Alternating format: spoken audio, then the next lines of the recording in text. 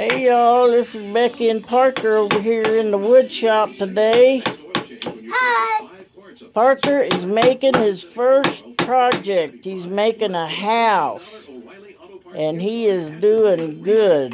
I showed him how to do a few things with the clamps, and he knows how to straighten a nail when it gets bent. See him using the claw there to bend the nail back straight. Yep, that's something my papa taught me. There you go. He's doing a real good job. And he doesn't get impatient either, so that's good. He's concentrating really hard. I know everything. Yeah. I cut his boards for him and helped him get the first couple of nails going and showed him how to straighten them, and boy, he's doing great. He picked that claw part up where you bend that nail back straight again.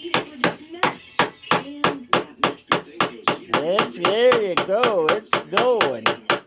Wow. Look at that. Man, that's awesome job, Parker. Wow. Yeah. Comment below, thumbs down or thumbs up. But double thumbs up to you, man. Now he's using a little hand drill that was my husband's. You push on it and it'll drill just to get his hole started. He's way too young for power tools, no doubt, but he's being real careful with that. I'm sick. So Ow!